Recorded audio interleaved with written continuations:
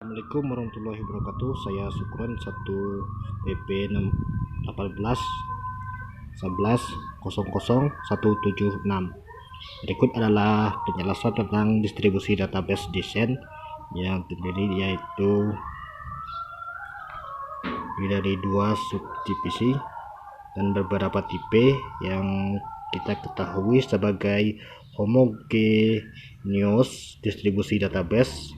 Dalam database distribusi homogen, tidak semua situs menggunakan DBMS operasi identik. Sifat situs menggunakan perangkat lunak yang sangat mirip. Selanjutnya, sifatnya situs DBMS identik dengan pentor yang sama. Setiap situs mengetahui semua situs lain dan bekerja sama dengan situs lain untuk proses permintaan pengguna. Basis data diakses melalui antar muka tunggal seolah-olah adalah basis data. Dan jenis data distribusi homogen ada dua, yaitu otonom.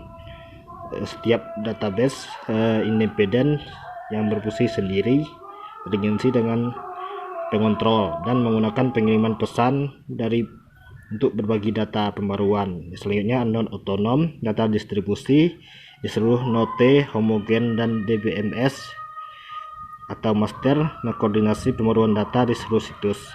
Selanjutnya, basis data distribusi heterogen. Dalam database distribusi heterogen, situs yang berbeda memiliki sistem operasi yang berbeda.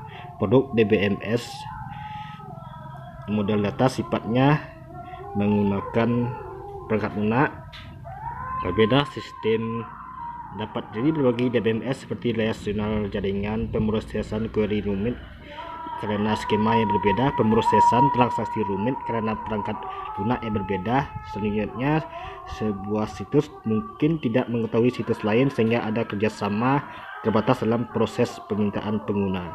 Jenis database distribusi heterogen, federasi, sistem basis data bersifat independen dan terintegrasi bersama sehingga berbagai sistem database tunggal.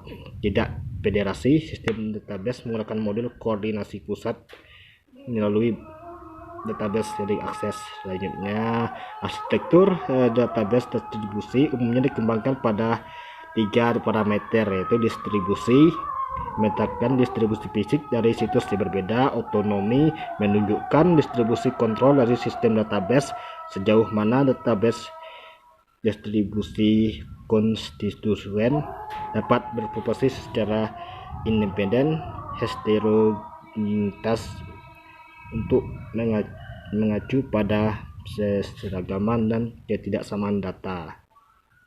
Model arsitektur, beberapa model ini sama, umumnya klien, arsitektur server DBMS, arsitektur peer-to-peer untuk DBMS, arsitektur multi DBMS, arsitektur server untuk DBMS. Ada dua tingkat fungsional seperti klien server, terutama manajemen data, optimalisasi, manajemen transaksi. Fungsi klien, mereka memiliki fungsi seperti pemeriksa konsistensi dan transaksi.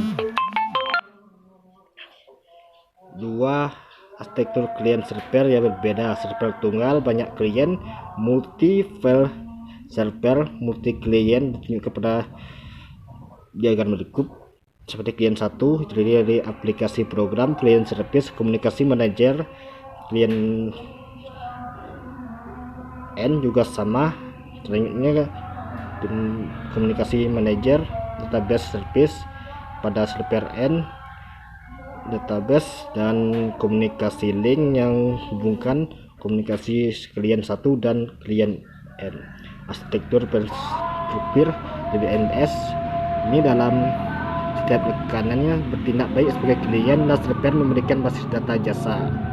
Arsitekturnya skema konseptual pada logis global data, skema konseptual lokal, skema internal lokal, skema eksternal yang berkonsep seperti pada gambar yang berpusat pada global konsep konseptual skema.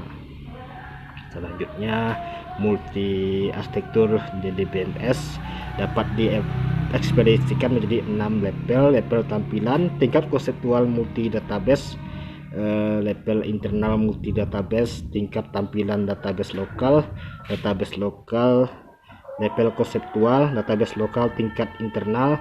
Ada 2 alternatif desain multi DBMS, model dengan tingkat konseptual multi database, model tanpa tingkat konseptual multi database. Pada gambar terlihat dengan rangkaian distribusi data yang multi database konseptual level dan multi level without konseptual level.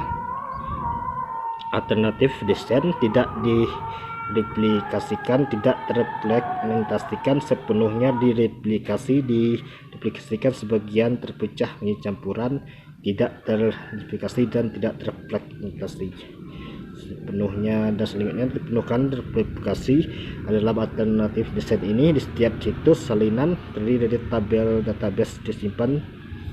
Setiap situs memiliki salinan sendiri dari seluruh basis data.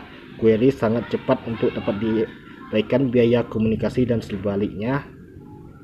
Selanjutnya, sebagian direplikasi salinan tabel disimpan di situs yang berbeda. Jadi distribusi tabel dilakukan sesuai dengan frekuensi akses. Untuk mempertimbangkan fakta frekuensi akses, tabel sangat bervariasi dari situs ke situs. Selanjutnya terpecah-pecah. Dalam desain ini, setiap tabel menjadi 2 atau lebih bagian yang disebut fragmen atau partisi. Setiap fragmen dapat disimpan di situs yang berbeda. Mempertimbangkan fakta bahwa jarang semua data yang disimpan dalam tabel diperlukan di situs tertentu. Terlebih lagi, fragmentasi